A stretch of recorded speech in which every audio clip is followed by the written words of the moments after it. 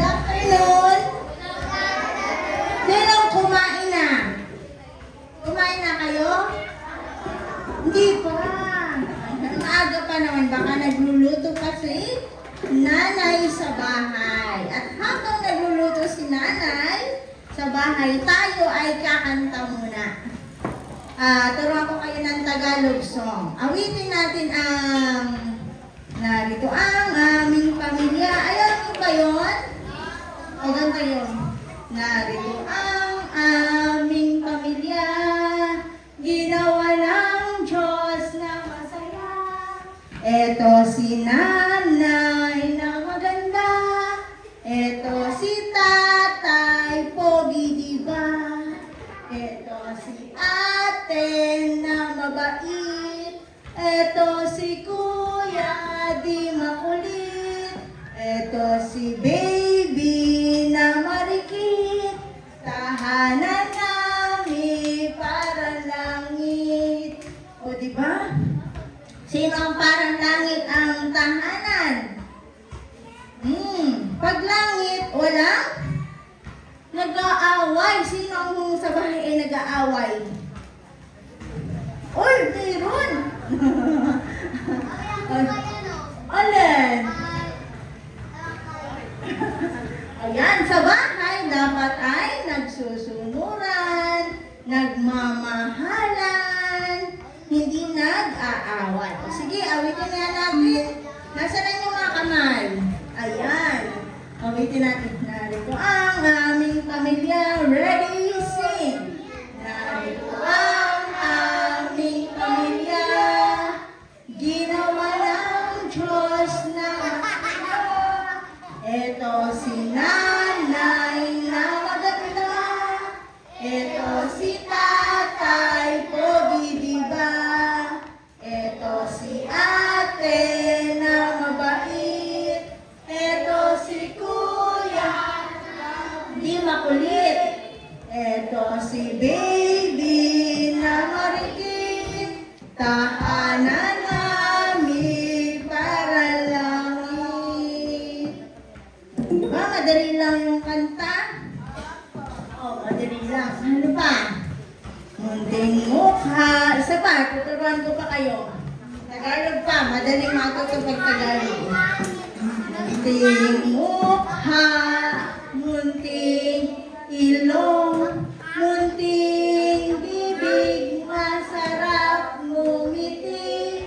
Mata, tainga at puso ko.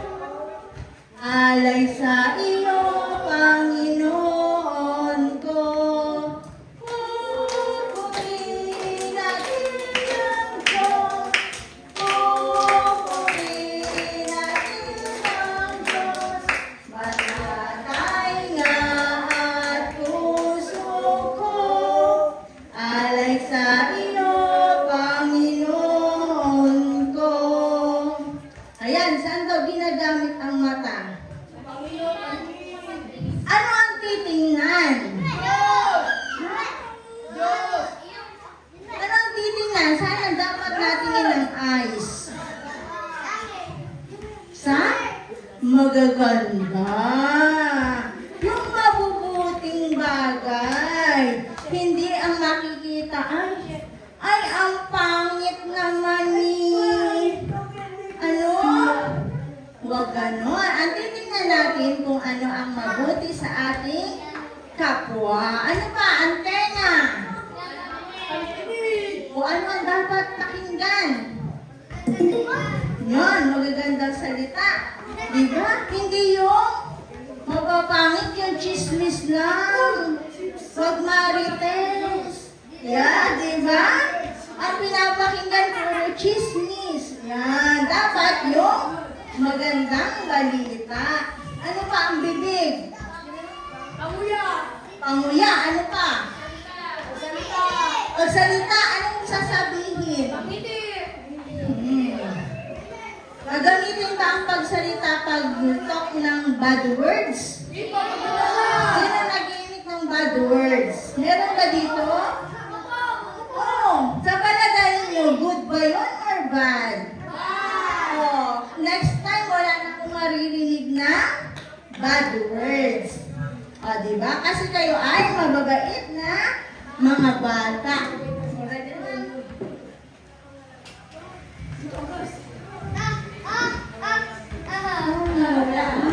Bluetooth? Sige.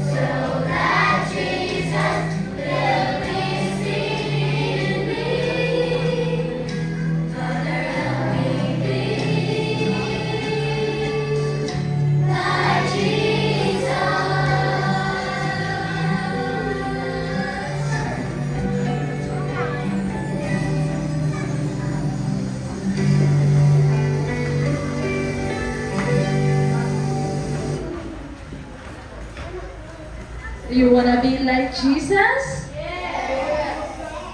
Oh. So, kanta tayo ulit. Gumagawa natin.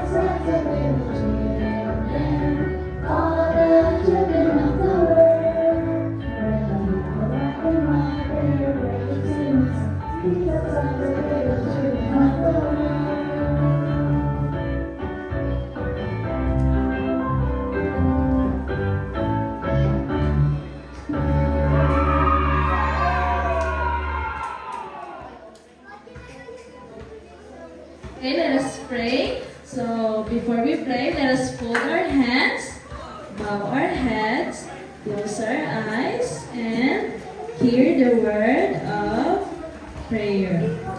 Lord Jesus, thank you for this opportunity that you have given us to listen to your word today, Father. As we listen, please guide us with your Holy Spirit, and please help us to behave well so that we could instill all of the learnings that we will be learned today, Father. Lord, thank you for the blessings that you have showered upon us.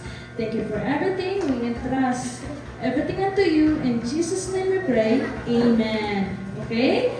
Siupo tayong lahat.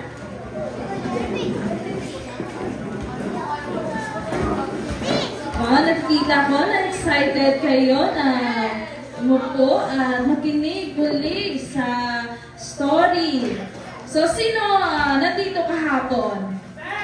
Wow! Sino yung karating lang? Yung mga new? Wow! Nakaking!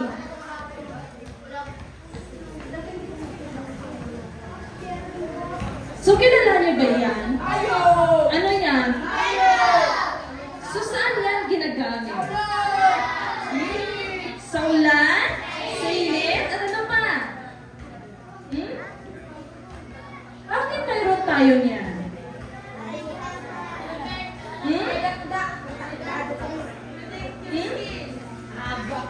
Ano? So, bakit mayroon tayo niyan? O ginagamit natin sa ulan at ano pa? Sa init. Okay. So, lahat tayo ay mayroon yan. So, ginagawa niya para protektahan tayo sa init at ulan. So, alam niyo naman yung purpose ng payong. So, ito, ginagamit din ito sa ulan. Kung kapag di tayo gumamit ng payong, ano mangyayari sa atin? Magbasa. Ano pa? Ano pa? So, ano ang naisip nyo? Kung mag-expose ka lang sa ulan, ano mangyayari sa iyo? Oh, magkakasakit ka. At ano pa? Mauubo ka pa. At ano ka pa? Oh, sipon. Ito, ginagamit din sa init yung payong. O kung hindi tayo gumamit ng payong, ano mangyayari sa atin? O mainit ang ating ulo. Ano pa?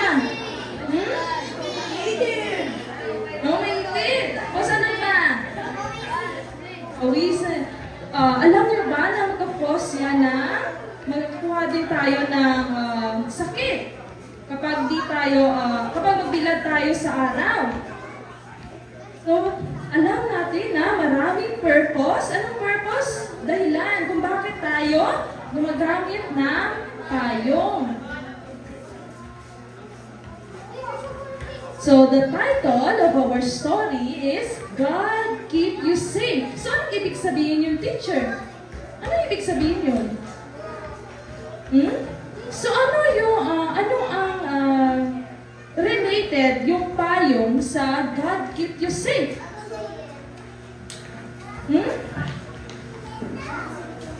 So, anong ibig sabihin ko sa pagkitagalog ito? So, sino yung matatalino dito sa school? O, anong ibig sabihin ng God keep you safe?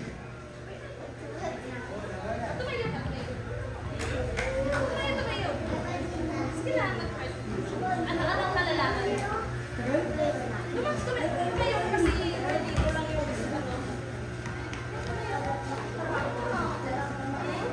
yung ano, nakaping. Nahihiya sila. Alam ko may alam kayo. Alam ko may alam kayo. Nahihiya lang kayo. So, show your ability to shine. God keep you safe. So, anong ibig sabihin nito? So, ang Panginoon, yung Panginoon, pinoprotektahan niya tayo. So, alam mo ba, sa Bible, maraming story na pinoprotektahan sila ng Panginoon. So, sino nakarinig dito sa story ng Daniel and his friends? Daniel and his friends. Yung si Daniel at ang kanyang tatlong kaibigan. Wow, very good. So, ano yung alam niyo na story? Na ano lang, ang ideya. Ano lang ideya niyo tungkol sa kay Daniel? So, alam niyo si Daniel ay isa sa nadakip sa takip ng mga Babylonian. Tapos, kung sila dinala sa Babylon. So, mula sila sa Israel. Tapos, doon sila lumaki. At naglingkod sa Babylon. So, one time, yung king sa Babylon, gusto niya gumawa siya ng malaking statwa. Gumawa siya ng malaking statwa. So, nakikinig ba dyan sa likod? So, alam niyo, yung king sa another na lugar, nung doon nakatira si Daniel at ang kaniyang kaibigan, gumawa siya ng malaking statwa. Doon, pinilit niya na lumuhod at magbow. So, gusto niyo bang lumuhod sa statwa kahit hindi niyo gusto? Gusto niyo lumuhod?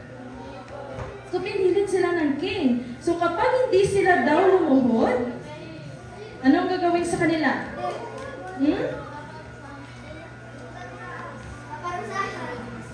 Yes, paparusahan.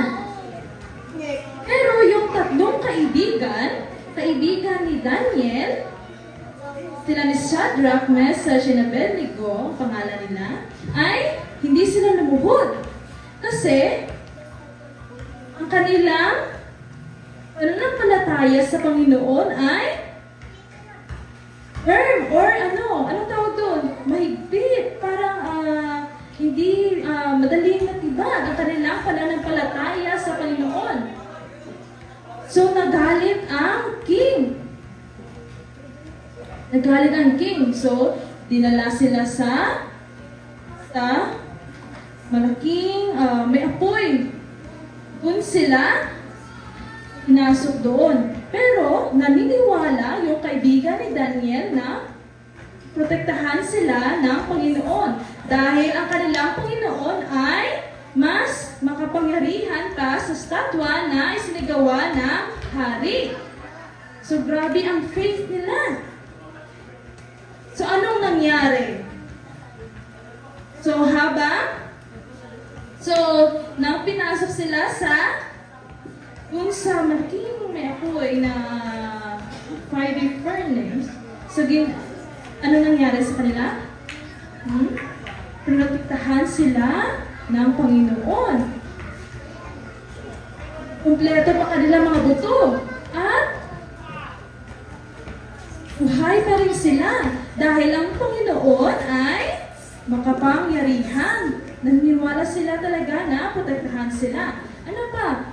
May story pa. Kilala niyo ba si David? Si David at Goliath. Alam niyo yan, si David sa Bible? So si David ay isa din sa sikat sa Bible. Alam niyo ba, habang bata siya ay inutusan siya ng kaniyang papa na mag-alaga ng sheep. So sino nag-aalaga dito ng pet sa bahay? Anong pet na inaalagaan niyo?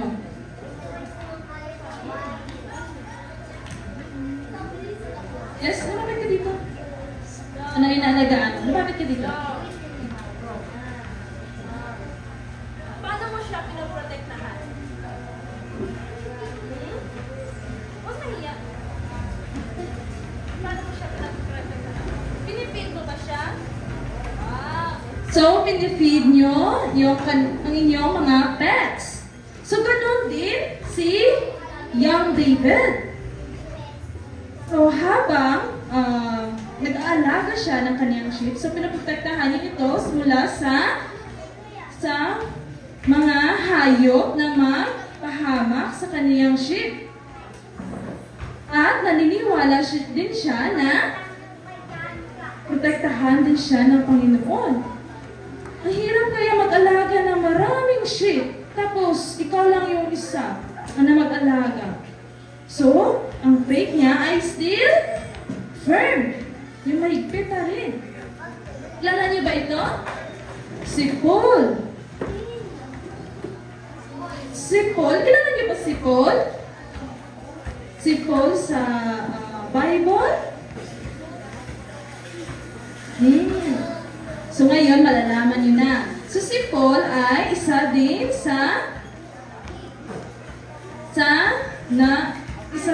na nagpipreach. Anong nagpipreach? Nag-share ng mabuting balita ng Panginoon. So kagaya din namin ay nag-share din ng mabuting balita ng Panginoon sa inyo. So, si Paul ay hindi basta-basta ang kaniyang naranasan. So, alam niyo ba na habang nag-share siya ng gospel sa mga tao sa iba't ibang lugar, nakaranas siya na muntik na pahamakin ng mga magnanakaw. Muntik din siya malunod. Pero, ang kaniyang paniniwala sa Panginoon ay strong pa rin. Dahil, alam niya na protektahan siya ng Panginoon. So, habang kayo ay takot sa buhay niyo, naniniwala ba kayo na protektahan kayo ng Panginoon? So, anong ginagawa niyo? So, ano ang mga takot na nararanasan niyo minsan? Anong takot na nararanasan niyo minsan? Mabigay na. Ang mag-share ay may premyo. Yes. Lumapit ka dito. Kasi ang mic ay lang. Lumapit ka dito. Anong takot na naranasan?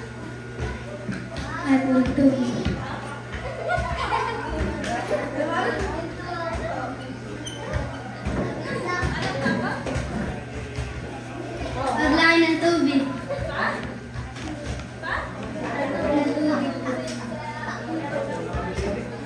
Paglaki ng tubig, dito ang pagbaha kasi mag-cause ng flood.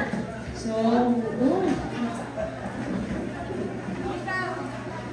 paglindol po. Paglindol. So, ano pa ang matakot mo?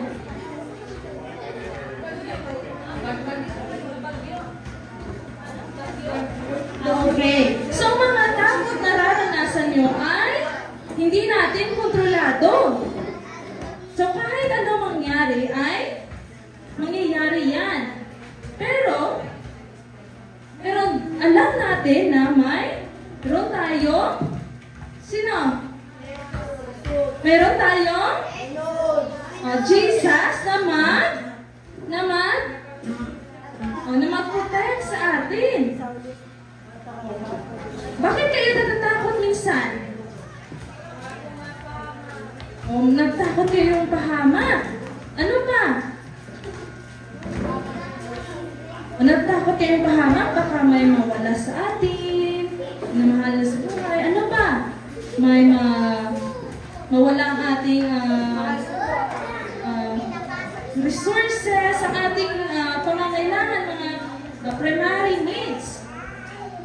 So, anong ginagawa nyo para hindi kayo matakot? Para matutukan ang takot na nararamdaman nyo? Yes! Very good! Ang sabi ni brother, Magpe-pray po. very good! Dapat magpe-pray! So, anong ginagawa nyo kapag magpe-pray kayo?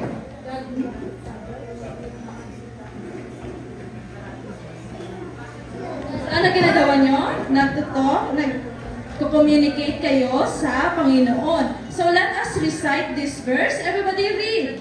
Psalm 121 verse 7. Basahin nyo.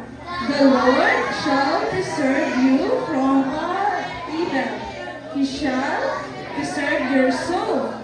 So the Lord shall preserve you from all evil. So anong ibig sabihin nyo? Anong ibig sabihin ito? So, ang Panginoon ay mag-protect sa atin mula sa kasamaan at protektahan din niya ating kaluluwa, ang ating sarili, ang buhay. So, say and repeat. So, basahin natin ito. I will not. Basahin.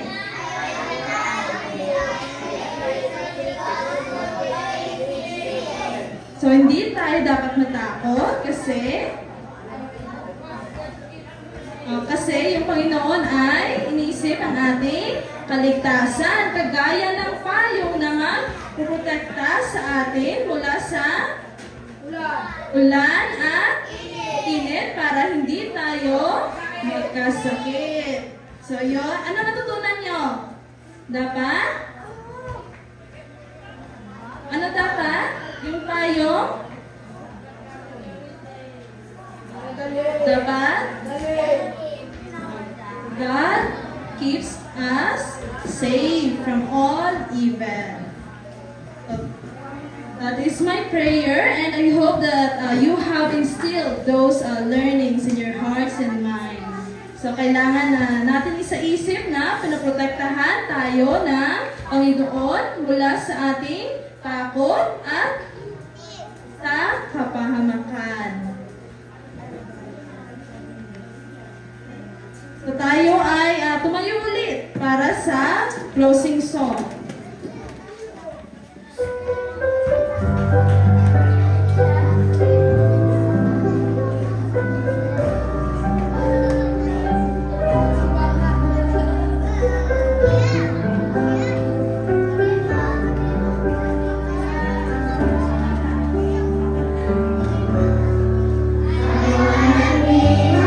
Jesus, King like Jesus, who loved me.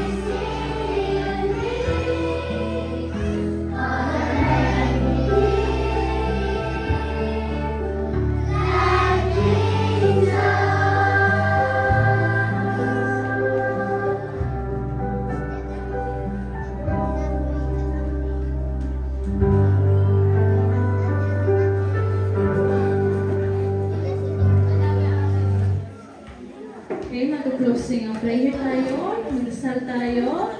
Fold our hands, bow our heads, close our eyes, and hear the word of prayer. So, Panginoon, maraming salamat sa narinig naming mensahe mula sa iyo, Panginoon, na protektahan mo po kami sa kapahamakan at takot na nararamdaman namin, Panginoon. Maraming salamat po sa lahat dahil nandyan ka na magbigay ng pag-asa at kaligayahan para sa amin, Panginoon. Panginoon, gabayan po kami sa lahat ng hindi pa namin malalaman na sitwasyon na mangyayari sa amin. Gabayan mo po kami sa pamagitan ng iyong Holy Spirit, Panginoon. We entrust everything unto you. In Jesus' name we pray. Amen. Ay po'y umawit, mga kapatid at mga kaibigan. Happiness is the Lord.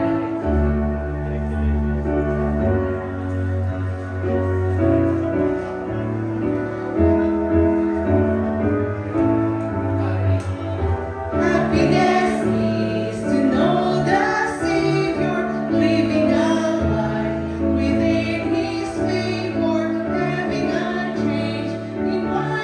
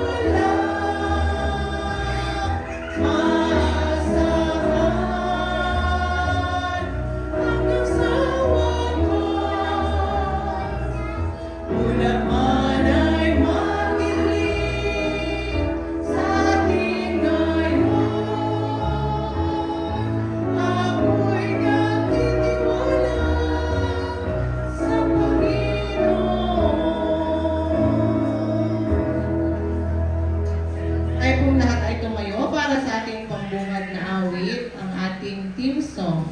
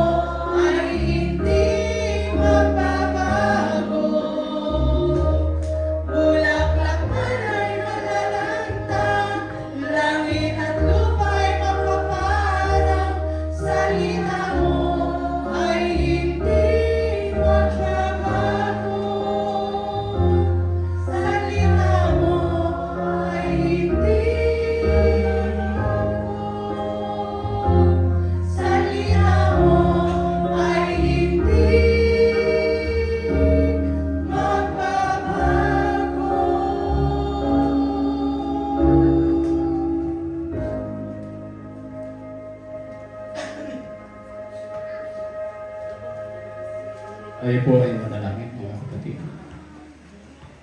Mapagin at mapagpala po namin Ama. Kagabi pong ito, sa muli naming pagkikita-kita upang ipagpatuloy ang programa sa lugar na ito. Amin po kagalakan na ito po kami binigyan ng kalayaan upang makarating sa lugar na ito na ligtas.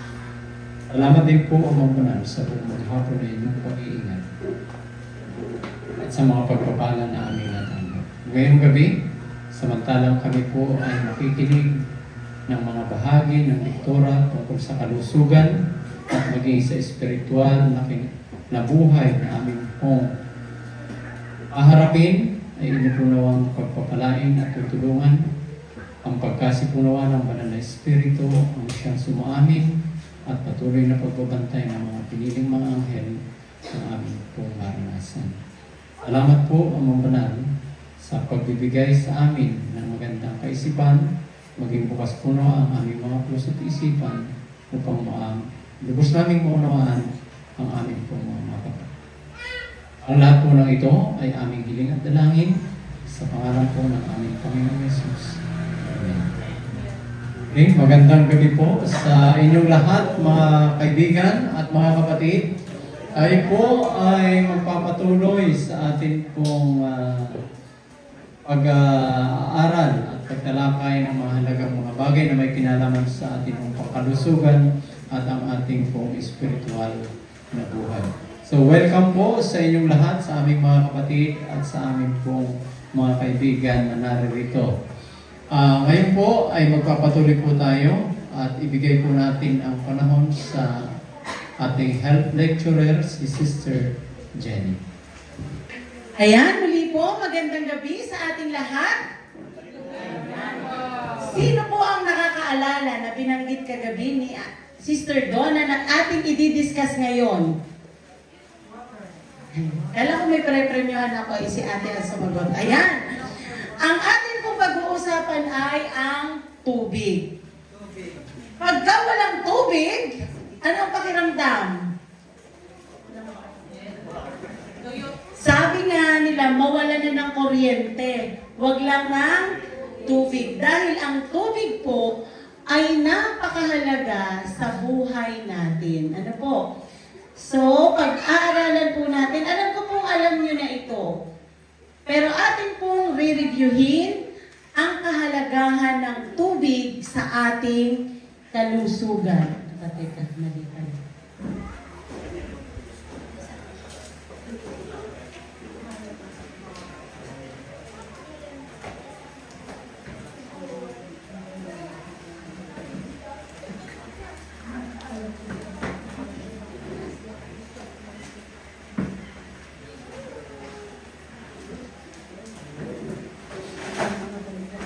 Ayan, ang tubig ng buhay. Ayan. Ang sabi po dito, tubig ang pinakamahalaga sa lahat ng inumin.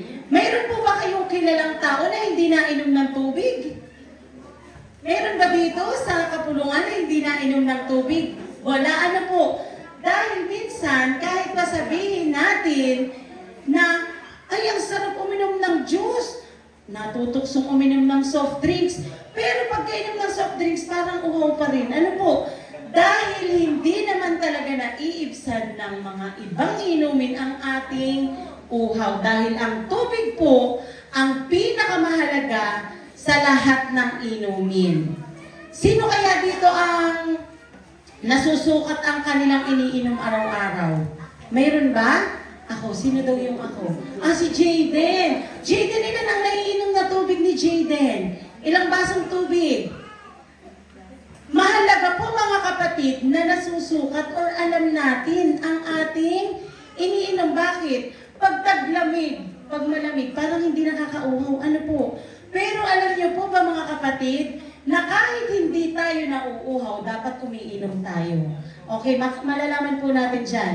Ang sabi nga ay, ang bagong anak na baby, 75% niya ay tubig. Ano po? At tayo po bilang mga tao, kung ang ating pong kabuuan ng ating katawan ay 70% po nito ay tubig.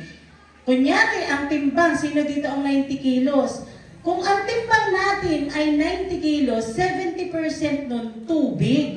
Ibig sabihin, 63 kilos ng ating kabuuan ay tubig. Ano po? So talagang ang ating katawan ay marami po ang tubig. Okay, even ang ating utak. Ang sabi po dyan ay 85% ng ating brain ay tubig.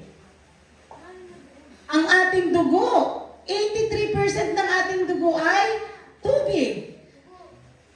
Even yung mga may muscle o yung mga macho. Ayan. 75% daw po ng muscles ay tubig din. Kahit na nga po yung mga matitigas na buto, yung skeleton natin, 20 to 25% ng buto ay may tubig. Kaya napakahalaga po ng tubig sa ating katawan. Ang sabi dyan, every cells of our body is bathed continually in fluid. And every cell requires water to perform its function. Lahat po ng organs natin sa ating katawan ay bago ito mag-function ay kailangan ng tubig. Kaya napakahalaga po ng tubig sa ating kalusugan. Ang tubig ng buhay ay, ang sabi dyan, paraan upang mabilis masunog ang ating kinain. Tagapagdala ng sustansya sa katawan, nagpapadulas sa ating kasukasuan, tumutulong sa pagtunaw ng pagkain, nagtatapon ng basura sa pamamagitan ng kidney, nagtatama ng temperatura at napakahalagang sangkap ng dugo. Ang sabi po dyan, life cannot exist without water. Sino dito ang kayang mabuhay ng walang tubig? Pagka walang tubig, lalo't mainit, nakaka-irritable. Ano nanay? Kaya, pagka walang tubig at mahina ang tulo ng tubig, Tatay Rolly, anong ginagawa natin sa bali? Nangingigib kahit saan makakuha lang ng tubig. Ano po? So, kailangan natin ang tubig sa ating katawan. Ano po ang mangyayari pag hindi tayo uminom ng tubig, ate? Sa tingin niyo po? Manghihina, mamamatay, nanay. Pag hindi ka po uminom ng tubig, anong mangyayari kaya? Ayan! Okay, narito po ang ilang mangyayari kapag hindi uminom ng tubig. Dahil ang katawan po natin ay tuloy-tuloy na nagbabawas ng tubig, kahit sa pagsasalita ko po ngayon, nababawasan ako ng tubig. Kahit wala akong ginagawa, nababawasan po ng tubig, lalo yung mga lumalabas sa ating skin. Ano po? Ang una po ay pwede tayong ma-dehydrate. Sino dito ang nainom lang pag nauuhaw? Pag po tayo ay uminom dahil uhaw na tayo, ibig sabihin po nun mga kapatid, dehydrated na tayo ng, tinanong ko kanina sa nurse, 12% na daw tayong dehydrated. Ibig sabihin po, huwag natin iintayin Ate Mirna na ikaw ay uhaw na. Ibig sabihin po, indication na yun na tayo ay dehydrated na. Ang sabi po dyan, ito ang tama si ate, pwede tayong mamatay. Advanced na stage ng dehydration. No? Sabi po dyan ay mental derangement, loss of consciousness, circulatory collapse, and even death. Okay? So, yun, yung madalas na tinitibig, kulang lang pala sa tubig. Alam niyo po ba, may kilala po kaming pamilya na ang tubig nila ay soft drinks.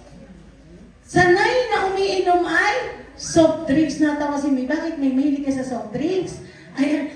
Mayroon pong iba na, ay ito na lang iinumin ko. Kung 8 glasses of water, ay kapalit na to ng tubig. Hindi po mga kapatid, iba pa rin po ang tubig. At sabi po sa pag-aaral, ang pinakauna daw po, ang sabi siya, common na sakit sa USA na ikino-complain ay yung gastrointestinal. At sabi po dyan, 725 million isang taon ang nagagastos ng mga American dahil sa laxative. Ibig sabihin, marami sa kanila ang hindi nakakadumi regularly or sila ay constipated.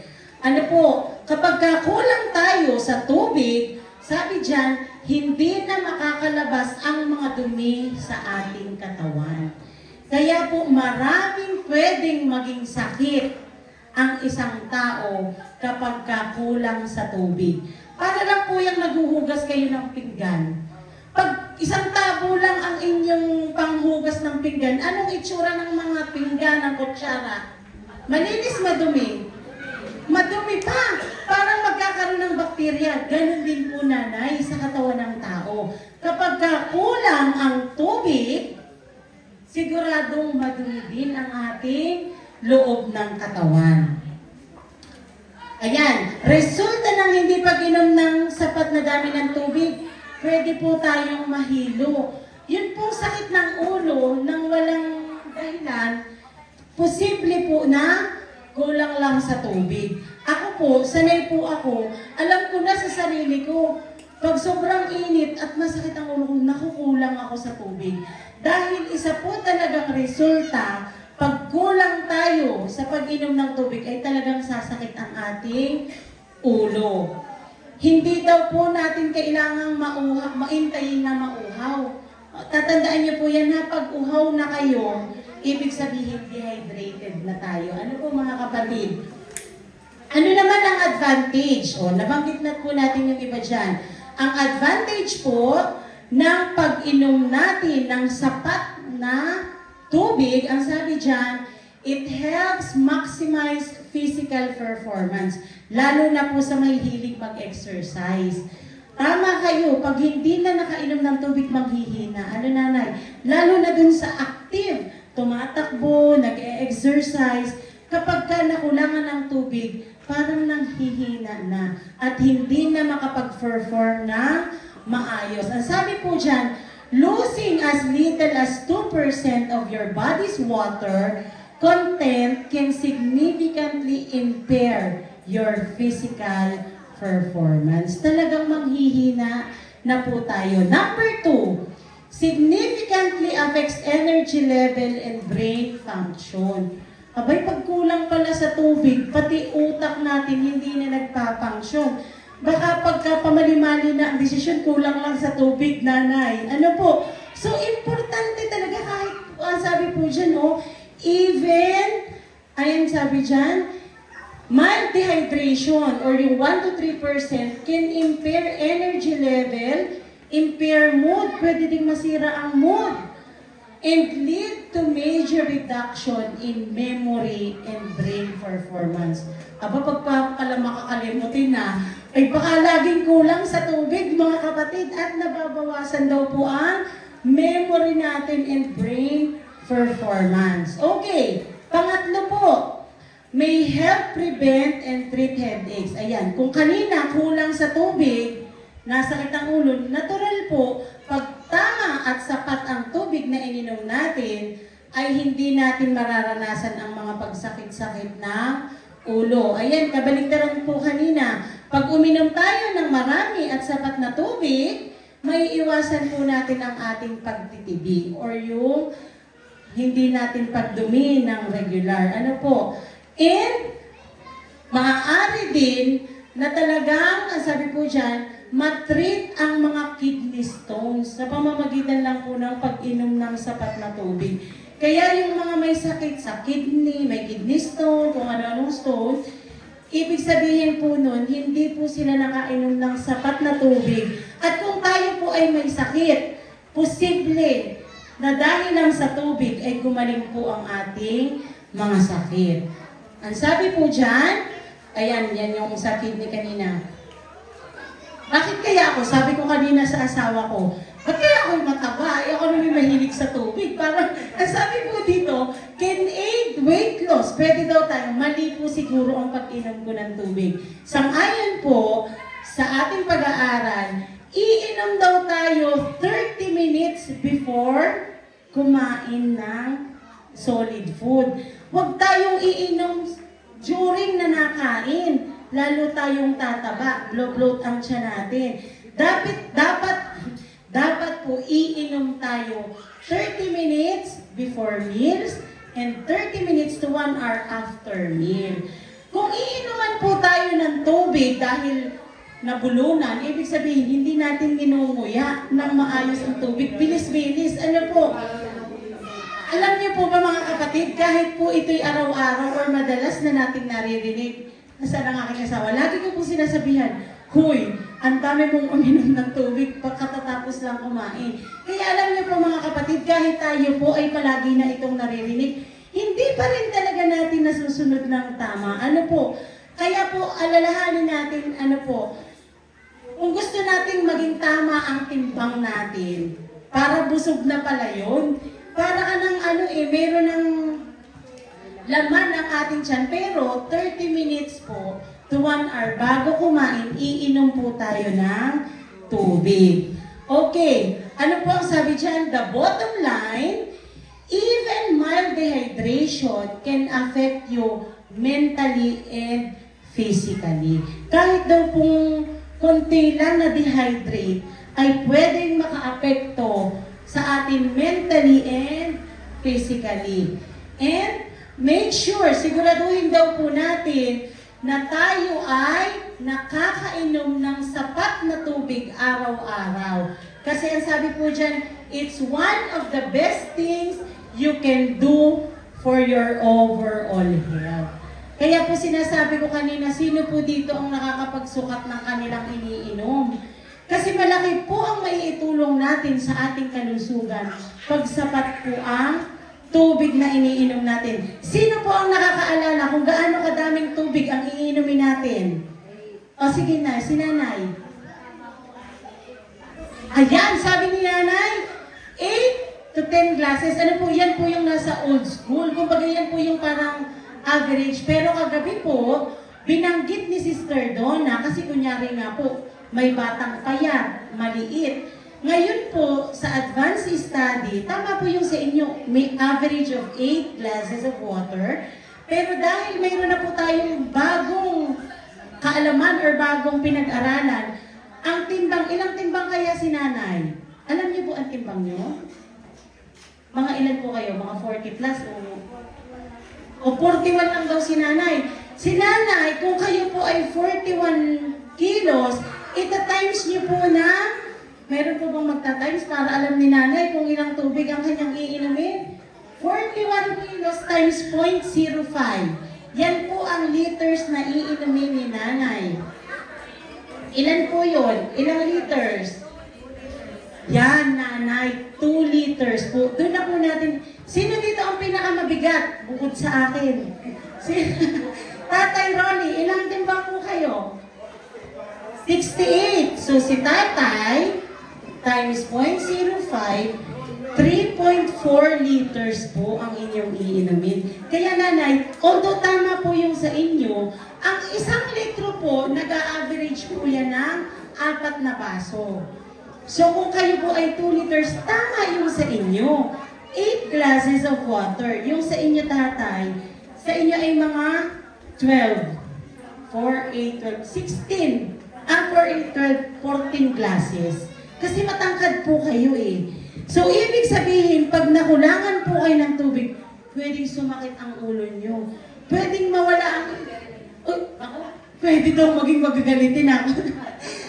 Pwede po talaga, tama po yun. Dahil sumasakit ang ulo mo, nagiging irritable ka, madami pong mood.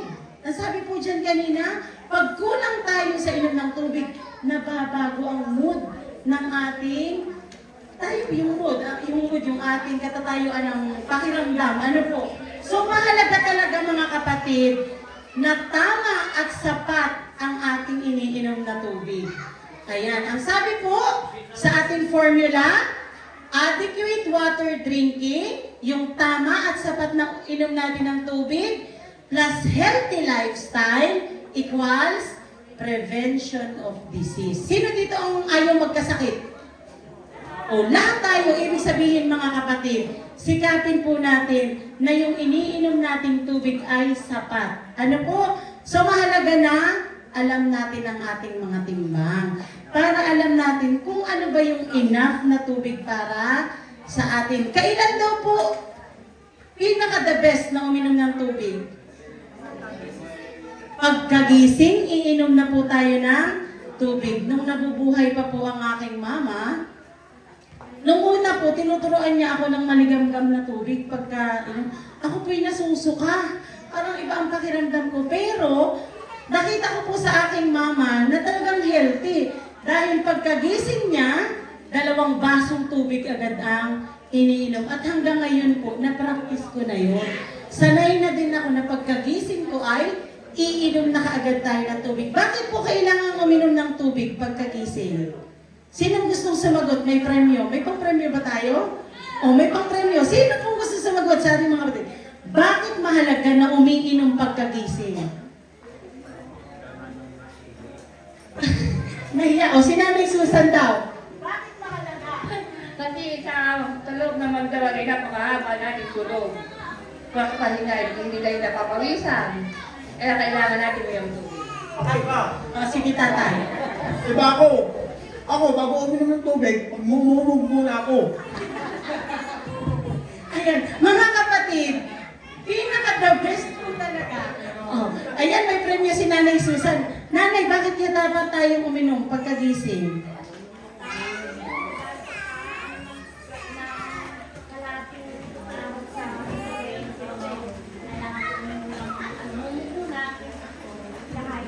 Ayan, sinunod si Tatay Rolly. Mumog daw muna bago uminom.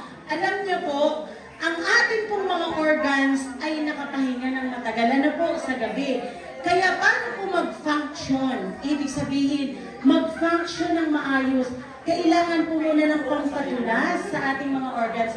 Kailangan ng tubig. Pero marami po akong kilala, nagkakape agad. Pagkagising, ano po? Kape agad dahil sasabihin, baka malamigan, baka sumakit ang tiyan ko, baka sikmurain, kaya kape muna. Mga kapatid, magkakasakit po tayo pag inuna natin ang kape. Ang pinaka-the best po ay pagkagising, iinom ng tubig. Ano po?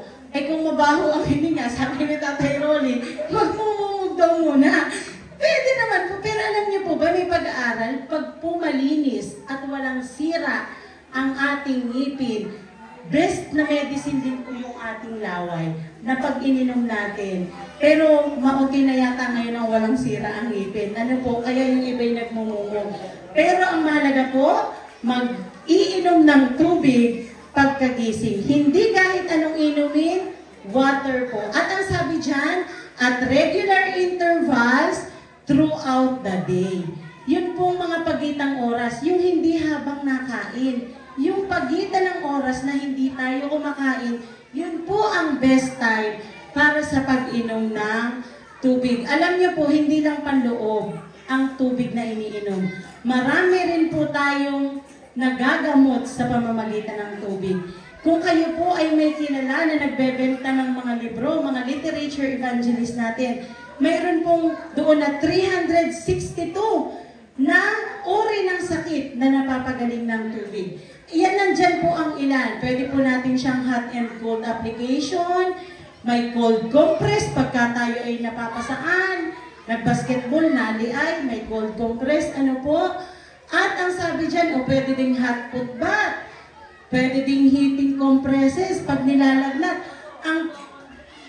Pag nagkukumbulsyon, sabi ni ate, marami po talagang sakit ang nagagawa ng tubig, panlabas man yan at panloob. Ayan. Kaya nga, sabi dyan, pag hindi tayo naligo, ayan, sino kaya dito ngayong maligo? Magkakasakit din. Ano po, sabi dyan, bathing removes accumulated dirt and debris, reducing risk of infection. Panglabas po yun. Nililiguan natin. Pero sa pangloob, ganun din po. Nililinis natin ang ating mga organs sa pamamagitan ng tubig. Okay, water is powerful aid in assisting the body restore its function. Katulad po natin, bilang mga tao, ano po, ang tubig ng buhay po ay nanggagaling din sa ating Panginoon. Pag ini-apply po natin ito sa ating spiritual na buhay. Kailangan po natin ng tubig ng buhay na yan po ay nagmumula sa ating Panginoon. At sa ating pong pagtatapos, sabi po sa John 4:12-14, whoever drinks of this water will thirst again, but whoever drinks of the water that I shall give him will never thirst. But the water that I shall give him will become him a fountain of water springing up into everlasting life. Jesus is the living water, the only one who can wash away our sinful nature and empower us to be witness for Him. So mga kapatid, kung mayroon pong tubig ng buhay na ibinibigay ang ating Panginoon, yun pong tubig na iniinom natin araw-araw, nawa po ay magamit natin ito upang ang sabi dyan, may we live healthfully, making good use of water, and respond positively to Christ offer of living water. Huwag po natin kalimutan kung gaano po kahalaga ang tubig sa pang-araw-araw nating pamumuhay. Maraming salamat po.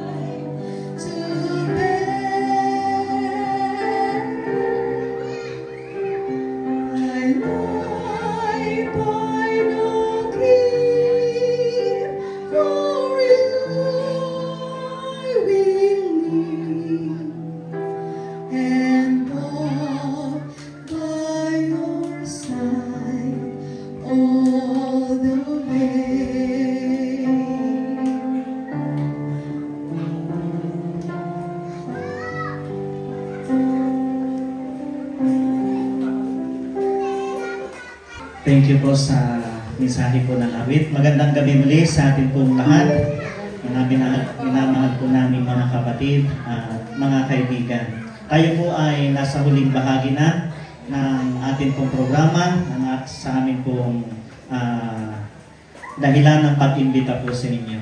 Okay, tayo po, ang tema na sa ating pong pag-aaral ay ang pag-usapan natin. Mga aral na magbibigay ng liwanag. Yan po ang ating pong tema. So, kagabi po ang first night natin at ngayon po ang second night. So, meron po akong konting tanong para sa ating pong pag-aaral kagabi. Okay, so unang tanong para at least tatlo ito. Ito muna. Madali lang kasi yung tanong. Ano po ang title ng ating pinag-aralan kagabi? Kahit naman marami naman ay mga Adventist rin, sa mga bagong mga Adventist, ay pwede rin. Kayo naman yung nandito.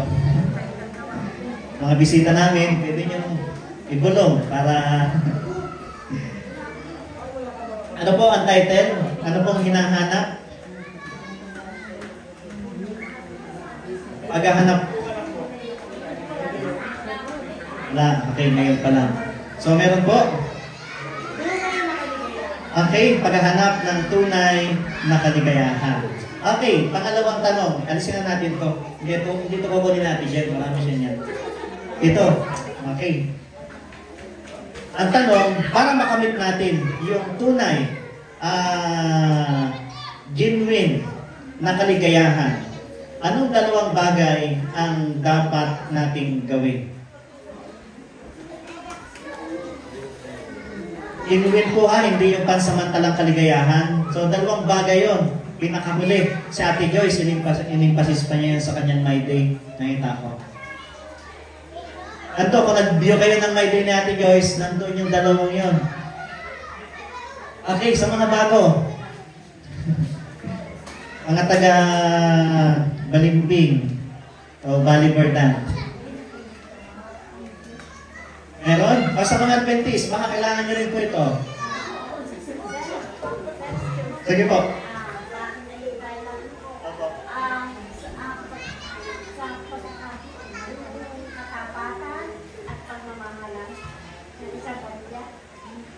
Okay, so hindi po yun yung eksaktong sagot, ano po? Pero kung malapit-lapit sana, pwede. Pero medyo malayo po ng taon po. Medyo doon sa isang, dalawa po kasing bagay yun. So, meron po. Bukas, dahil kayo sumagot po, ay meron po kayong premio sa akin bukas. Okay, maliban lang dito kasi ito yung nakano doon sa aking question. Meron. Sa side. Ate Susan, nandito kayo kagabi. Ay, siya.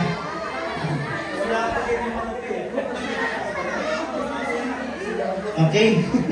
Bukas na lang daw. Opo. So, dalawa. Okay. Una po. Ang dalawa po. Ilagak ang tiwala sa Diyos. Ang pangalawa po ay okay.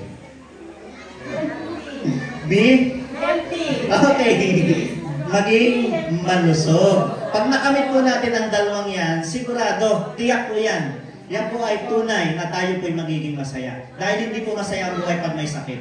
Opo. Kahit na tayo nagtitiwala sa ating Panginoon, nandun talaga yung pagtitiwala natin. Pag may sakit, masakit din. Ano po, mahirap din. Kaya, maging healthy tayo. Bukod sa pagtitiwala sa Diyos, dapat po tayo ay maging healthy. Okay, so sa mga kayo ay hindi exempted sa question, pwede kayo sumagot bukas sa ating pong mga pag-aaralan. Ayan, ang ating pag-uusapan, ang title ng ating pag-uusapan ngayong gabi ay paghahanap ng buhay. Yan, hindi paghahanap buhay. Paghahanap ng buhay. At ito po ay idadaan po natin sa topic na creation or evolution. So ano po ba ito? Minamahal ko pong mga kaibigan at mga kapatid. Alam niyo po sa panahon ngayon, maraming tao ang hindi na naniniwala sa Diyos. Yung atheist, ang ibig sabihin po niyan, pag inalis po natin yung A, Diyos po yan, God. Yung theist, pag nilagyan po natin ng A, ang ibig sabihin po niyan ay hindi naniniwala sa Diyos. So marami ng mga tao ngayon ang hindi na naniniwala sa Diyos. Kahit na mga sikat na celebrity, ay hindi na rin, ang iba sa kanila ay hindi na naniniwala sa Diyos. Maraming mga tao ang hindi naniniwala sa Diyos. Isa na rin po dito, isang kilala, sikat noong unang panahon, pero ito'y patay na ngayon, si Charlie Chaplin. Siya po ay hindi rin naniniwala sa Diyos. Pero sa panahon nila, kung may nakakilala po dito o nakasabayan si Charlie Chaplin, mapalad po kayo. Dahil matanda na po, matagal na panahon na ito. Nauna pa ito kay Mr. Bean. Ano po? Dahil ito yung pagkatapos niya, si Mr. Bean na ang bumalik. Ayan. So, si Charlie Chaplin, hindi rin po siya naniniwala sa Diyos. At alam niyo po, sa mga grupo ng mga Kristiyano, sa mga tao na naniniwala sa Diyos, merong kumakalat ngayon na aral na kung saan ay ito yung kanilang inadapt. Ang tawag po sa aral na yun ay, tandaan nyo na lang, theistic evolution. Okay, hindi ko yan nilagay dyan sa screen. Theistic evolution. Ano po ba yung theistic evolution? So, inaccept po ito ng maraming mga Kristiyano dahil ang kaisipan na ito ay ganito. Yes, meron Diyos. Nilikha niya ang ating sanlibutan. Kaya lang, pagkatapos niyang likhain ang sanlibutan, pinabayaan na ang mundong ito at nag-evolve na lang ang mga bagay. So, yun ang kanilang paniniwala. Evolution pa rin. May Diyos na, pero naniniwala po sila sa evolution na ang mga bagay sa mundong ito ay nag-evolve. Kaya isa po sa kung saan ay naniniwala sa evolution, isa sa mga Protestant churches na naitala ay itong Episcopal Church. Ano po? Sila, may mga paaralan sila, inaccept po nila yung paniniwala na sa tinatawag nating evolution.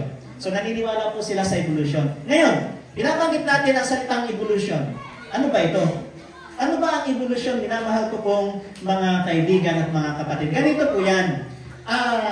Mamaya yung pala pinaka-eksaktong paliwanag. Ang evolution po kasi parang ganito.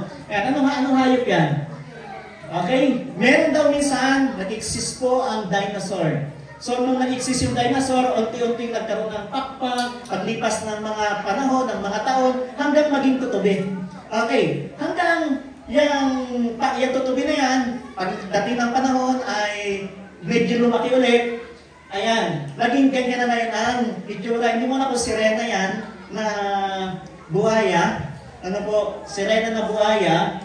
At ganyan daw, yung isda, o kaya yung isda umahon sa dagat. Pagkatapos yan, parang naging buhaya. Hanggang paglipas ng panahon, sabihin na natin naging crocodile yan, naging buhaya yan. Hanggang wala pang ibon. Okay. Ayan, unti-unting lumitaw ang ibon. Pero mukha pang buhaya.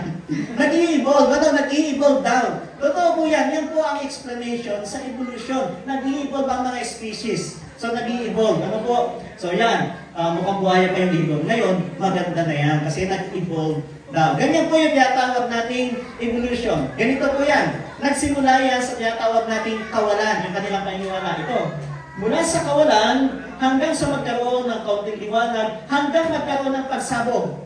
Okay, nung magkaroon ng pagsabog, billion years ago, yan, nagkaroon na ng ulap, unti-unti, sa kalawakan. Pagkatapos nagkaroon ng mga bituin, billion years ago, nagkaroon ng supernova. Billion years ago, nabuo ang ating solar system.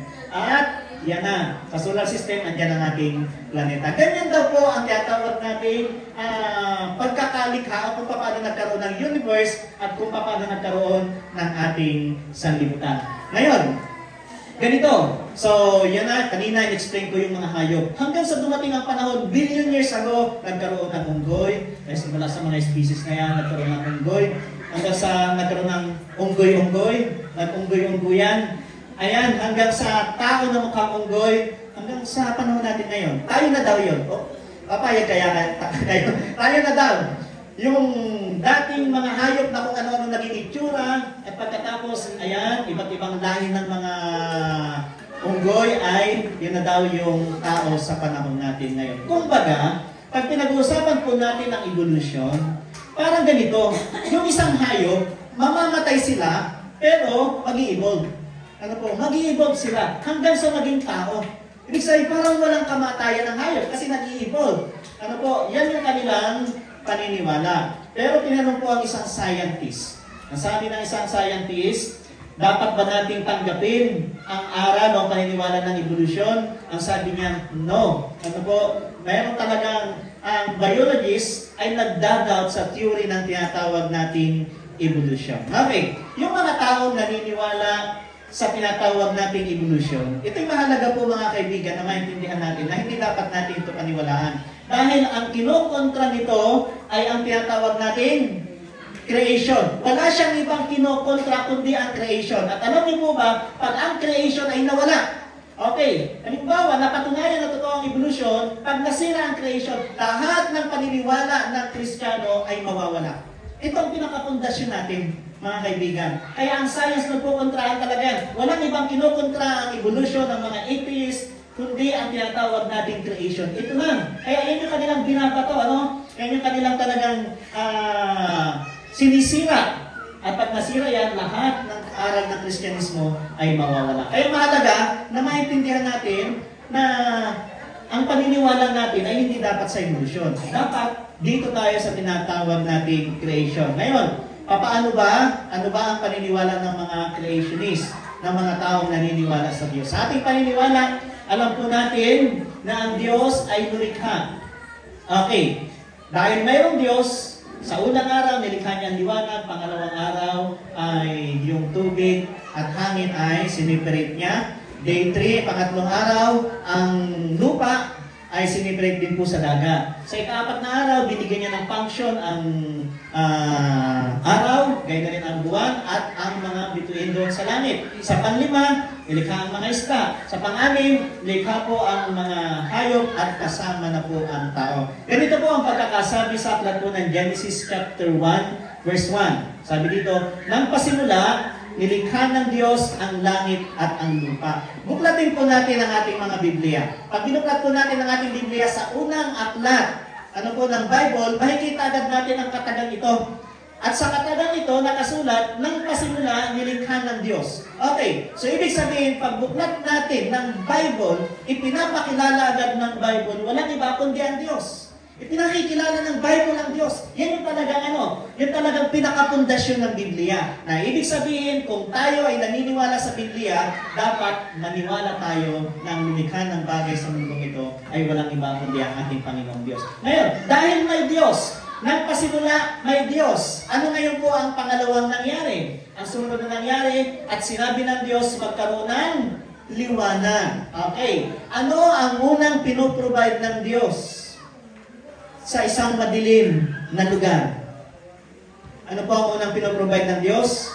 Liwanag. Tayo po mga minamahal ko po mga kapatid at mga kaibigan, tayo noon ay nasa kadiliman. Madilim ang ating pong buhay dahil inaangkin po tayo ng kaaway. Dahil tayo po ay nagkasala. So tayo po ay nasa kadiliman. Yung ating buhay ay madilim. Walang direksyon, walang patutunguhan. Pero nang makilala natin ang Diyos, o pag nakilala ng isang tao ang Diyos, ang sabi dito, ang Diyos ay magpo-provide ng liwanag. Ito po ang unang ipinoprovide ng Diyos sa tao. Liwanag ng pag-iisip, liwanag ng direksyon, o patutunguhan sa buhay. Marami pang liwanag at pinapalaya tayo doon sa mga gawain po natin na kung saan ay wala po sa banal na kasulatan. So, liwanag po ang unang pinoprovide ng Diyos. Kaya nga po ang ating tema, mga aral na magbibigay ng liwanag. Dahil pag ang Diyos ang ating pinag-uusapan, ang una po niyang pinoprovide sa atin ay maliwanag na kaisipan. Isang bagong buhay, isang maliwanag na pagkatao, isang pagkatao na mayroon pong direksyon. At nakita ng Diyos na ang liwanag ay mabuti at ibinukod ng Diyos ang liwanag sa kadiliman. So, lahat ng bagay sa mundong ito, simula sa unang araw ng likhain ng Diyos, ang liwanag ay nilikha ng ating Panginoong Diyos. Nilikha ng Diyos ang mga bagay sa sanlibutan. Nilikha ng Diyos ang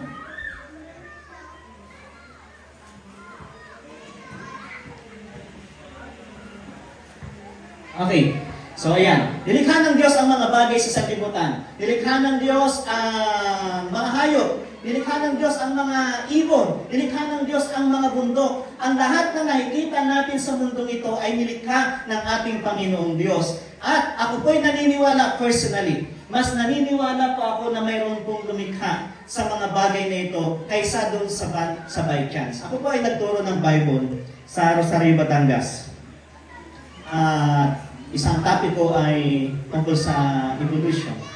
So, ang ginawa ko isang beses, atheist. Dahil meron akong estudyante na atheist. Hindi naniniwala sa Diyos. So, nag-explain ako, yung mga estudyante, kumuha ko ng mga 4 na representative.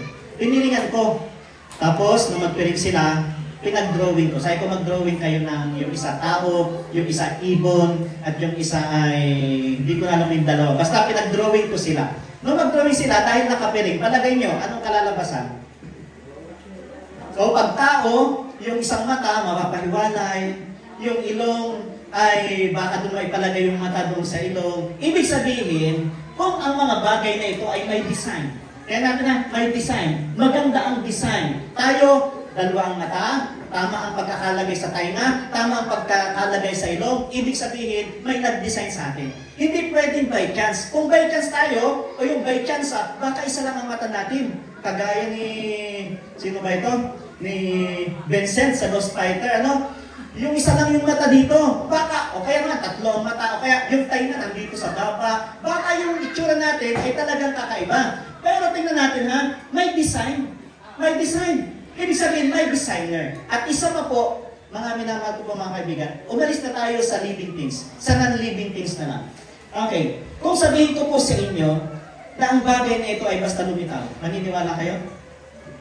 Hindi. Walang buhay yan ha, non-living things. Basta lumitaw lang. Walang maniniwala sa inyo na basta lumitaw yan. Ang paniniwalaan natin may gumawa. Tama? Ay, how much ito? Lumilipad. Yung kulay niya, hindi basta chance. Naka-design. Maganda. Tapos sasabihin ng tao, walang lumikha. Aba, kailangan po natin mag-isip sa bagay na yan. So,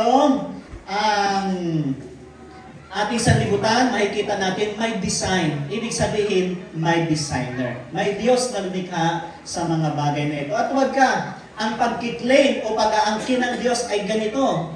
Ang sabi ng ating Panginoong Diyos, ito mas accurate po ito kaysa sa evolution. Ang sabi ng Diyos, sa 1 Corinthians chapter 15 verse 39, hindi lahat ng laman ay magkatulad. Subalit may isang uri para sa mga tao.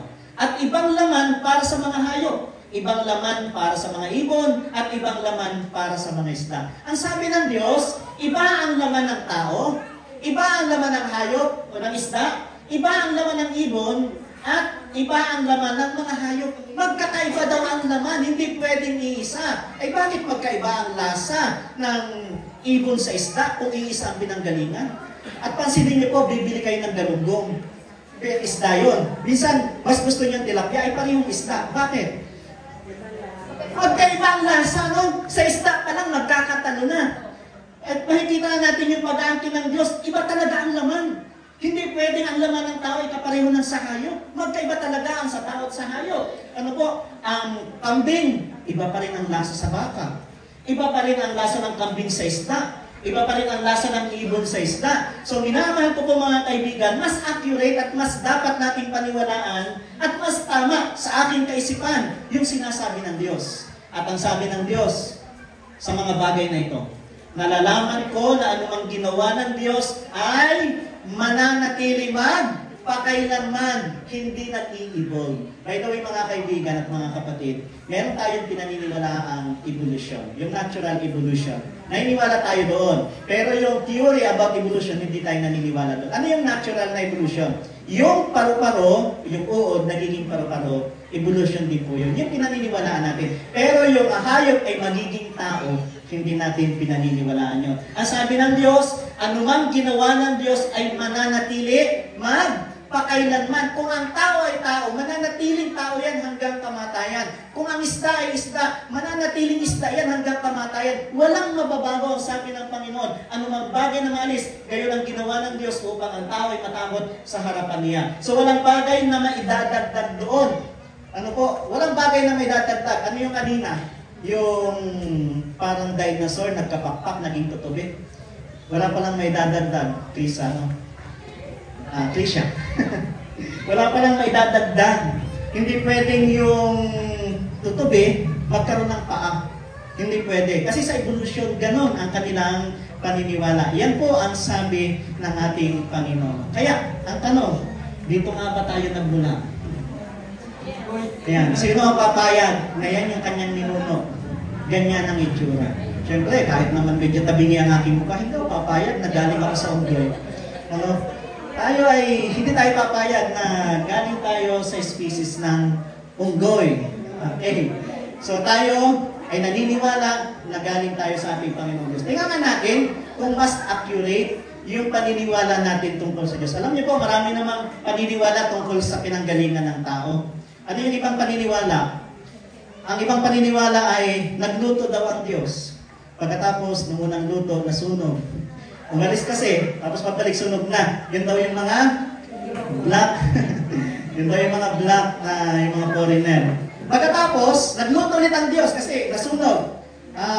Pangalawa ay kulang naman na ilaw. Yun daw yung mga mapuputi. Yung mga Amerikano. At pagkatapos, nagluto ulit ang Diyos, nabantayan na. Ayan. Mga katamtaman lang. Tayo na daw yun, yung mga minamahal ko po mga kaibigan at mga kapatid. Meron pa, nung ako elementary, ano yung nakasulat sa aklat? Pinagmulan ng tao. Meron daw isang ibon, okay, bumaba, tinuka yung kawayan, nung tinuka yung kawayan, bumukas. Lumabas sino? Okay, lumabas si Malakas. Pagkatapos, doon sa kabilang kawayan naman, nabuksan ulit, nabitak, lumabas naman sino? Si Maganda. Okay, yun yung mga natutunan natin sa school nung bata pa tayo. Pero, tingnan natin kung mas kapanipaniwala yung sinabi ng ating Panginoon. Sabi ng Diyos, lalangin natin ang tao sa ating larawan, ayon sa ating wangis, at magkaroon sila ng pamahala sa mga isda, sa dagat, sa mga ibon, sa impapawid, sa mga hayop, sa buong lupa at sa bawat gumagapang sa ibabaw ng lupa. Kaya nilalang ng Diyos ang tao ayon sa kanyang sariling larawan, ayon sa larawan ng Diyos siya nilalang. Sila'y kaniyang nilalang na lalaki at babae sa papanong pamamaraan. At nilalang ng Panginoong Diyos ang tao sa alabok ng lupa at hiningahan ang kaniyang mga butas ng ilong ng hininga ng buhay at ang tao ay naging kaluluwang may buhay. Saan daw po tayo nilikha mga kapatid? Sa alabok ng lupa. Tingnan natin kung makatotohanan. Ano po? Makatotohanan kayo ito. Pag namamatay ang tao, saan bumabalik? Sa lupa. Okay. Sabihin natin buhay. Hindi agad sa patay. Sa buhay. So, subukan po natin mga kaibigan. Halimbawa, tayo naligo. Naligo na tayo kanina. Pagkatapos natin maligo, nagsuot tayo ng... Hinilot talaga natin. Tanggal talaga yung libag. Matagal tayo sa CR para matanggal talaga yung libag. Tapos suot tayong puting damit. Pag suot natin ng puting damit, walang kadoble. Talagang yung puting damit ang suot natin. Lakad tayo ng 15 minutes sa isang lugar na walang alikabok. Walang sasakyan. Lakad tayo, sabihin natin nature. Paglakad natin, ano mangyayari doon sa puti? Pagtingin natin yung kwelyo. May dumit pa rin, di ba? Hinilod na natin yan, nilinisin natin yan, sinabunan na natin yan. Pero pag lumapat sa balat natin yung puting damit, anong nangyayari? Nadudumihan pa rin. Bakit? Gawa sa alabok ang ating pong katawan. Kaya nadudumihan pa rin. Mas accurate, mas tama pa rin yung sinasabi ng Bible na tayo po ay galing sa alabok ng lupa. Kaya mas tama pa rin yung ganitong pamamaraan o pagsasalarawan. Man's action, okay, sa ginawa ng tao, nagkasala, namamatay. Kanina, baliktad. Ano po? Pag namatay yung hayop, nagiging tao. Pero sa Diyos, sa Bible, ang tao ay dumarating sa kamatayan. So marami na tayong nasaksihan na kamatayan. Ano po? Kaya mas kapati-paniwala ang sinasabi ng ating pong Panginoon. Ito ang karakter kapag ka isang tao ay naniniwala sa evolusyon. Okay, anong karakter meron? Na walang pakialam sa abortion, walang pakialam sa pornography, sa homosexual behavior, okay lang yan. Walang kautusan, walang bawal-bawal. At mga kaisipan ng tao ang sinusunod kapag ka ang tao ay pinaniwalaan ay evolusyon. Kaya ang evolusyon o ang aral na ito, unti-unting inaanay daw yung mga aral tungkol na sinasabi ng banal na kasulatan. Ganyan daw ang ginagawa. Ano po? Inaanay, unti-unting sinisira. Dating may kautusan, ngayon wala na. Okay, homosexual behavior, ngayon ay yung pag-aasawa, sinisira nitong homosexual behavior. Ibig sabihin, kahit ano, kahit mapalalaki sa lalaki, pwede na. Mapasa babae sa babae, pwede na. Ano po? So yung tamang standards, pinapahintulutan na yung panonood ng pornography. Okay, yung kahulugan ng buhay, mas pinaniniwalaan yung abortion. So ganyan kapag ka ang paniniwala ng isang tao ay evolution. Ibig sabihin, walang Diyos. Walang dahilan para sumunod sa utos Walang dahilan para maging maayos ang karakter. Mura dito, mura doon, inom dito, inom doon. Lahat ay gagawin dahil wala namang Diyos. Lahat ng kasiyahan kung saan siya magiging masaya ay kaniyang gagawin hanggang sa siya ay mamatay. Tayo po, ano ang dapat nating gawin sa bagay na yan? Dapat tayo po, ang pinakasolusyon natin ay salita ng ating Panginoong Diyos. Okay, so sa salita ng ating Panginoong Diyos, yung aral tungkol sa evolusyon niya ng ating sisirain sa pamamagitan, walang iba, kundi sa pamamagitan ng salita ng Diyos. Dahil ang salita ng Diyos ay makapangyarihan. Kagaya ng sinasabi po niya sa aklat ng Nehemiah chapter 9 verse 6. Sabi nito, ikaw ang Panginoon, ikaw lamang, ikaw ang gumawa ng langit, ng mga langit, pati ng lahat ng natatanaw roon, ng lupa at ng lahat ng bagay na naroon, ng mga dagat at ng lahat na naroon, at pinatili mo silang lahat, at ang hukbo ng langit ay sumasamba sa iyo. So ang claim ng ating Panginoong Diyos, ang sabi niya, siya ang may gawa, ang likha ng lahat ng bagay, at ito ang dapat nating paniwalaan. At dahil ang Diyos ang gumawa at lumikha lahat ng bagay, ano po ang dapat nating hakbang? Ang dapat po nating hakbang ay ganito. Ang sabi sa aklat ng Mateo chapter 6 verse 33, datapwat hanapin muna ninyo ang kaniyang kaharian at ang kaniyang katwiran. Ano po ang ating gagawin bilang naniniwala sa Diyos? Ang hahanapin natin ay ang kaniyang kaharian at ang kaniyang katwiran. Ano po? Dahil pag hinanap natin yan, ang lahat daw ng bagay ay idaragdag sa atin. Napansin niyo po sa Metro Manila. Metro Manila, maagang gising, alas 4, alas 3 gising na, tapos gabi na uuwi. Bakit? Pag tinanong mo, ano ang dahilan nila? Ano kaya ang dahilan nila? Nagtatrabaho, naghahanap buhay. Pag tinanong mo sila, bakit gabi maaga kang gumising, tapos gabi ka na uuwi? Anong ginagawa mo? Naghahanap buhay. Kung naghahanap buhay, bakit namamatay pa rin? Bakit namamatay kung hanap buhay? Hindi ko maintindihan. Naghahanap buhay, bakit namamatay? Dahil ano po? Baka mali ang kanilang paghahanap buhay. Ang kanilang hinahanap ay pansamantalang buhay lamang. Dahil ang paghahanap buhay na sinasabi ng ating Panginoon ay po, paghahanap sa kaniyang kaharian. At pag hinanap natin ang kaharian ng ating Panginoong Diyos, ang sabi po dito, sapagkat ang kabayaran ng kasalanan ay kamatayan, ngunit ang kaloob ng Diyos ay buhay na walang hanggan. Ito po mga kaibigan, ang tunay na buhay, yung walang hanggan. Ang buhay natin sa mundong ito, hindi ito tunay na buhay. Magiging makabuluhan at magiging tunay lamang ito pag tayo'y sumampalataya sa ating Panginoong Hesus. Doon lamang tayo magkakaroon ng tunay na buhay. Sa ngayon, kung wala tayong Diyos, nag-i-exist lang tayo. Pero wala tayong tunay na buhay. Ang tunay na buhay is ano po? Ipagkakaloob ng ating Panginoong Diyos. Sa Kanya lamang tayo magkakaroon ng tunay na buhay. Paano natin makakamit yan? Sa pamamagitan ng pagsuko natin sa ating Panginoon. Ang sabi ng Diyos sa aklat ng Isaiah chapter 59 verse 1, makinig kayo, ang Panginoon ay hindi mahina para hindi makapagligtas. Wala palang, ang Diyos pala ay wala sa Kanya ang problema pagdating sa kaligtasan. Nasa kanino po? Nasa tao pag ayaw na magpaligtas. Dahil ang Diyos, ang sabi niya, hindi siya mahina para hindi makapagligtas. Kaya ng Diyos iligtas ang lahat ng tao, kaso hindi niya pinipilit.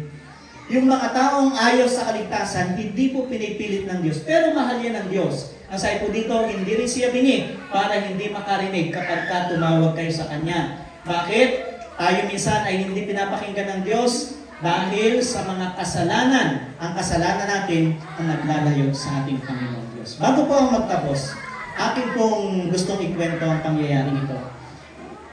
Sa isang lugar sa Louisiana State Penitentiary, ay ito po yung isang kilalang kulungan. Kulungan po yan ng mga talamak na kriminal. Anong salita yung Anong mas mababaw na salita yung talamak? Ano pa? Mas mababaw na salita. Meron ba? Mga kriminal na talagang kusakal na kriminal. Yan, mas maganda yung salita. Bakit na salita? Pero mas maganda, naintindihan natin. Kung sakal na kriminal talagang sa lugar na ito dinadala yung mga kriminal na kung matataas ang sentensya nila. Ano po? Sa Louisiana State Penitentiary. Okay. Isang araw, meron pong isang warden sa kulungan na ito na nakasaksi. Bago lang siya, nasaksihan niya na may isang tao na ang pangalan ay John Ward. nasaksihan niya na bibitayin ng lalaking ito. So, nabitay ang lalaki, si Jan ay nabitay. Itong warden, nag-isip ngayon, sabi niya, dahil ang warden po na ito ay isang Kristiyano, siya'y nalungkot. Sabi niya, paano kaya isang tao na kahit kriminal ay namamatay ng walang pag-asa? So, nalungkot siya sa pangyayaring ito. Dahil nga po siya may pananampalataya sa Diyos at isang Kristiyano, alam niyo isang beses, kasama ulit siya sa nagmamarcha. Meron na naman pong isang lalaki na bibitayin. So habang sila ay naglalakad, nag-share, inopen ng warden na ito ang salita ng Diyos, ang salita ng pag-asa sa lalaking bibitayin. At nung bibitayin na itong lalaking ito, bagaman siya mamamatay na, bagaman natuloy yung pagbitay sa kanya, nakita niya yung kapayapaan doon sa lalaki na bibitayin. Ngayon naramdaman ng warden na ito yung tinatawag nating kaligayahan ng pagbabahagi ng salita ng Diyos. At doon sa loob ng kulungan, mula sa mga tao na kung saan ay pusakan, mga tao na kung saan ay kriminal, wala nang ginawa kundi ang kaguluhan. Araw-araw halos magpatayan, araw-araw halos magsaksakan. Talagang magulo ang mga tao dito sa lugar na ito. Ang mga warden ay namumroblema dito sa kulungan na ito. Kaya sinimulan niya ang unti-unting pag-Bible study doon sa mga tao sa kulungan na kung saan ay mga kriminal, mga tao mamamatay tao, mga tao na kung saan ay wala nang ginawa kundi magmura ng magmura, mga tao na kung saan ay wala nang ginawa kundi ang saktan ng kanilang kapwa, suntukin ang kanilang kapwa na naroon din sa loob ng kulungan, manggulo sa loob ng kulungan. Yan ang kaniyang mga kaharap. At isang araw po, minamahal ko po mga kaibigan, nakakagulat. Dahil ang mga tao na kung saan ay magulo, isang tao na walang kinikilalang Diyos, mga tao na walang pakialam sa relihiyon, isang araw na bago po ang kanilang buhay.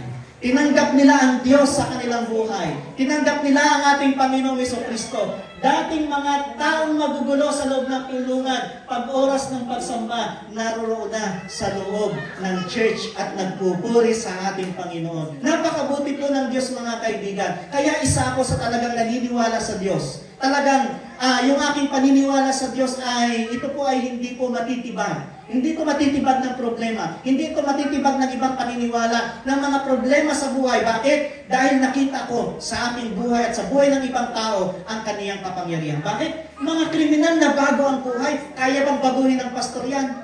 Kaya bang baguhin ng sino mang tao yan? Mga pulis nga, hindi sila mabago. Kulungan na, hindi sila mabago. Ginagawa na sa kulungan na, ginagawa pa rin nila ang kasamaan. Pumapatay pa rin ng tao. Pero nang baguhin sila ng Diyos, tingnan natin, mga kriminal nasa loob ng church, sumasamba at nagpupuri sa ating pong Panginoon. Bakit? Dahil sa kapangyarihan ng ating Panginoon Diyos. Kaya ngayong gabi, iwan ko po ang tatlong bagay sa inyo.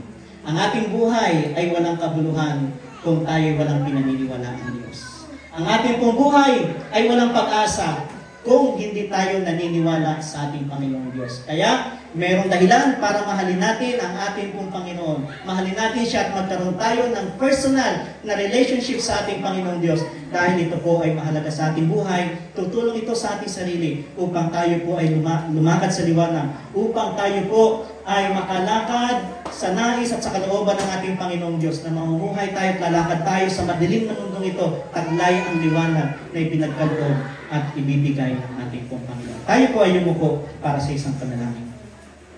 Ama naming Diyos na makapangyarihan sa lahat, kayo na siyang Diyos na nagbago ng aming pong buhay.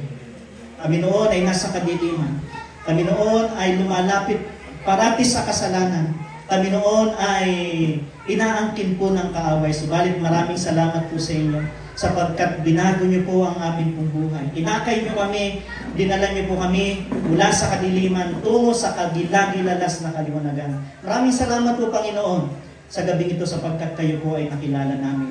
Tulungan kami at ang mga tao sa paligid po namin na hindi po namin nakasama. Na sana po hindi nila paniwalaan ang lumalaganap na aral ngayon sa buong sanlibutan. Ito po ay ang aral ng evolusyon. Na itinuturo po dito na hindi kailangan ng isang tao na maniwala sa Diyos. Hindi kailangan ng isang tao ang sumimba. Hindi kailangan ng isang tao ang manalangin. Sana po, Panginoon, ang mga tao sa aming pong paligid at ganyan rin kami, sana kami hindi mahawa sa mga ganitong uri ng paniniwala. Tulungan kami na ang aming pong maging paniniwala ay maging totoo, isang totoong liwanag na gagabay sa aming pong buhay.